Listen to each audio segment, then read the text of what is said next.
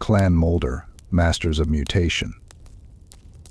I have often wondered if there exists a limit to the horrors one can witness before the mind crumbles entirely. What is the breaking point for a scholar trained to seek the truth, when that truth reveals itself to be far worse than any nightmare? I ask this now because I feel that I am nearing that precipice. I feel the cracks widening in my thoughts, and I fear what will happen when they finally give way. I have uncovered the vile ambitions of Clan Pestilence, the cold and ruthless ingenuity of Clan Scryer, and the ever-present dread of Clan Ishin's silent killers.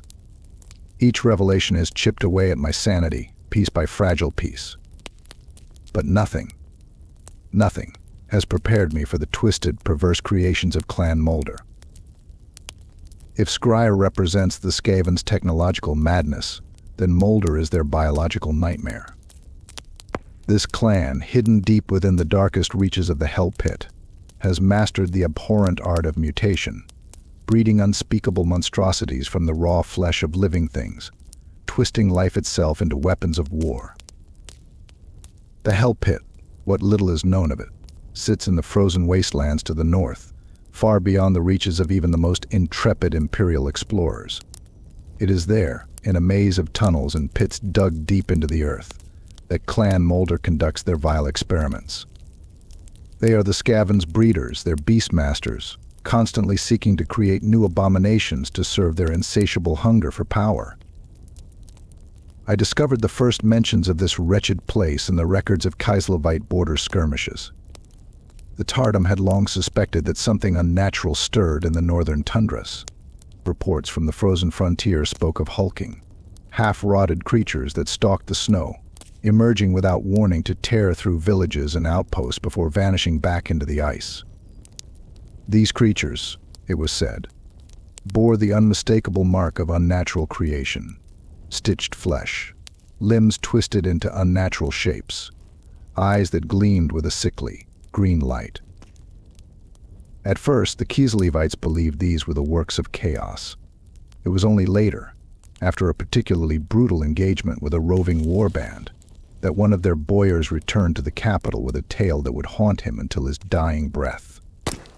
He spoke of a creature the size of a bear, though far more grotesque, its body a patchwork of fur, bone, and seeping flesh.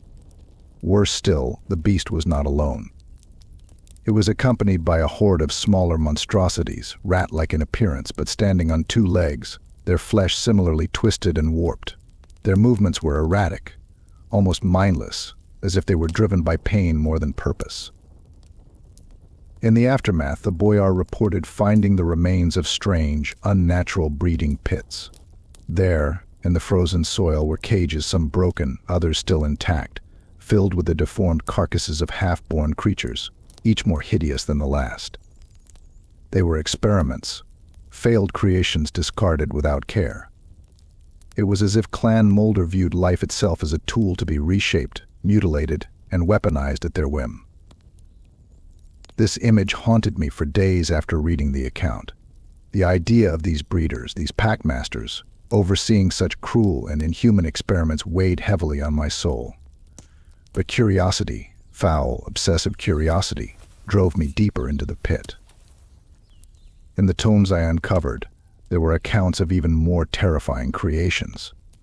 Chief among them were the Rat Ogres, towering, misshapen beasts bred for war.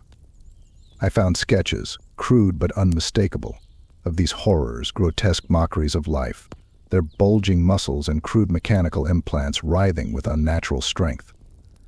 Their masters wielded whips of crackling energy, driving them into fits of rage before unleashing them upon their enemies. But these beasts were not mindless, I learned that. At times, Clan Moulder would implant them with warp-enhanced devices, giving them enough rudimentary intelligence to follow orders, or, worse, act with a cruel, animal cunning. As I sat in my study, quill in hand, I realized that I had been gripping the pen so tightly that my knuckles had turned white. My breath was shallow, the pages before me shaking, as if caught in a draft, though the air in the room was still. It was difficult to comprehend, to truly absorb what I had uncovered. To Clan Moulder, flesh was nothing more than clay, and they were sculptors of the obscene. The reports continued. In one particularly harrowing document, I read of a battle between a small imperial regiment and one of these abominable war bands. The regiment's commander, a Captain von Strum, had recorded his last thoughts in a journal before his forces were overrun.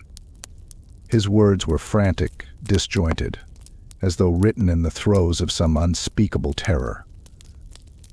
They came from the earth, from the ground itself.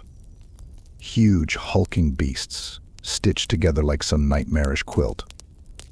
Our rifles, Sigmar forgive us, our rifles did nothing. We fired shot after shot, but they just kept coming. The smell of them, rotting flesh, burnt fur. I will never forget it.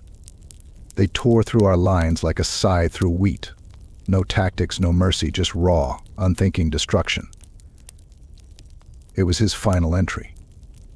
The next morning, when the relief force arrived, they found nothing but shredded bodies and craters in the earth, as though the entire battlefield had been swallowed whole. I felt sick, not just from the contents of the records, but from the realization that Clan Moulder's creations could not be fought with conventional means. How does one fight a creature that feels no pain, that cannot be reasoned with, that is driven by nothing but the savage will of its creators? It was then that I became aware of another presence in the room. A faint sound at first, nothing more than a whisper of movement behind me, so soft it might have been the shifting of papers or the settling of wood. But it was there. The scratching. It had returned. I froze, my pulse quickening. The shadows in the corners of the room seemed to grow darker, deeper, as though they were waiting for something, or someone, to step from them. I tried to dismiss it, tried to focus on the words before me, but the sound grew louder, closer. And the rats. They were back. I stood abruptly, knocking over my chair as I stumbled toward the door. The scratching was now incessant, as if hundreds of tiny claws were scraping at the walls, the floors, the ceiling. I fumbled with the lock, my hands trembling. The noise was deafening. It was coming from everywhere at once, growing louder with each passing second. And then, just as suddenly as it had begun, the scratching stopped. The silence that followed was unbearable, a suffocating weight pressing down on me. I stood frozen at the door, too terrified to move, my breath shallow and rapid. Was it over, or had it only just begun? I dared not turn around, dared not look into the shadows that now seemed to pulse with malevolent intent. I could feel them watching me, feel their eyes, those cold, red eyes, gleaming with hatred and hunger. Clan Moulder's horrors were not confined to the hell pit. They were here, beneath my feet, waiting for their moment to rise, to consume everything. I finally opened the door and stepped out into the hallway, but I knew there was no escaping what I had uncovered. The Skaven, their twisted, foul creations, were real. The ground beneath our empire was teeming with them, their numbers beyond imagining. And now they knew I knew.